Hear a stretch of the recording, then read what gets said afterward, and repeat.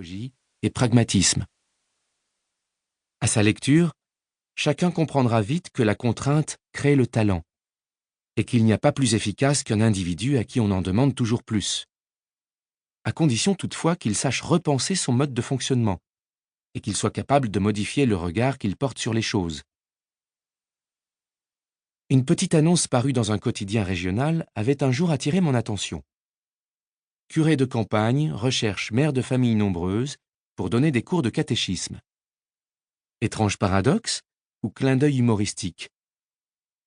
Ni l'un ni l'autre, mais plutôt une bonne dose de bon sens, car chacun sait qu'une mère de 6 enfants développe des talents d'organisation insoupçonnés, lui permettant de s'offrir le luxe de la disponibilité et de la générosité. J'ai moi-même affronté 1000 fois dans ma vie d'entrepreneur cette contradiction, dont je sais aujourd'hui qu'elle n'en est pas une. Obligé de tout faire moi-même au début de l'aventure, confronté à 1000 tâches simultanées, contraint chaque jour d'importer de l'angoisse tout en exportant de l'enthousiasme, je n'ai finalement jamais été débordé, ni même fatigué. À la clé, une organisation rigoureuse, héritée de mon seul et unique patron Jean-Louis Servan-Schreiber, auteur de L'Art du temps dans les années 1980 et inventeur de la méthode Temps+, une grosse capacité de travail, et surtout, la passion que donne l'esprit d'entreprise et la concrétisation d'un rêve qui prend forme. En découvrant s'organiser pour réussir, j'ai pourtant pris conscience du chemin qui me restait à parcourir sur la voie de l'efficacité et de la sérénité. Au fur et à mesure de sa lecture, j'ai appliqué un par un les conseils avisés de David Allen, et j'ose à peine imaginer ce que je vais pouvoir réaliser dans les années qui viennent si je continue à progresser sur la voie de la méthode GTD, Getting Things Done, d'après le titre américain du livre. Gageons que celui que ses lecteurs surnomment le gourou de l'efficacité personnelle saura séduire les Français comme il a conquis les Américains. Avant-propos de James Fallows, auteur et correspondant pour la revue Atlantique. Les catalogues des maisons d'édition sont pleins d'ouvrages de développement personnel, menant tout droit à l'amélioration des habitudes de travail, de la santé et de la productivité. Bref, à la réussite. Une partie de leur contenu est du simple bon sens. Une autre partie est juste de l'air. La plus grande part mérite d'être lue une fois à la rigueur, et on peut l'oublier en quelques heures ou quelques jours. Cet ouvrage-ci est différent. Il a connu d'énormes tirages dès sa première édition, et le retentissement des programmes et de la philosophie de David Allen n'a cessé de croître, même à l'international.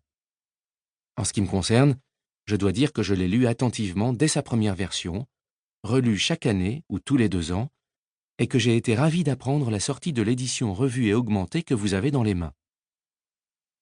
En quoi la méthode Getting Things Done, la méthode GTD, est-elle différente? Je voudrais en citer 3 qualités, en ordre croissant d'importance, qui seront manifestes dès les premiers chapitres. En premier lieu, elle est accessible, c'est-à-dire modulaire. On peut l'approcher de bien des façons. Beaucoup de techniques de développement personnel se basent sur le tout ou rien. À partir de demain, tout doit changer. Que je veuille perdre 20 kilos, faire fortune, sauver mon couple ou avoir la carrière de mes rêves, il me faut chambouler radicalement tous les aspects de ma vie. Il y a des gens pour faire ce saut dans le vide. Dans les programmes de désintoxication alcoolique, dans les régimes d'exercice physique et de changement d'alimentation, après une sérieuse alerte médicale, ou même dans un monastère une fois qu'on a quitté le monde. Mais pour la plupart des gens, l'apprentissage est progressif, et le fait de pouvoir gérer même ses erreurs a des chances d'aboutir à quelque chose à long terme. Ainsi, si une partie de la méthode est négligée ou oubliée, on n'abandonne pas nécessairement tout le reste. Les ambitions de David Allen pour son lecteur sont d'une certaine façon plus audacieuses. Il vise rien moins qu'à supprimer le stress et l'angoisse dans le travail et la vie personnelle des gens, en sorte que ceux-ci profitent de chaque instant de leur existence pour se rapprocher des buts qu'ils se sont fixés.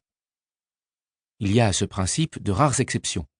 Par exemple, son insistance justifiée sur la nécessité de collecter, c'est-à-dire noter ou enregistrer tout engagement que l'on prend et toute obligation que l'on accepte, plutôt que se torturer à vouloir s'en souvenir.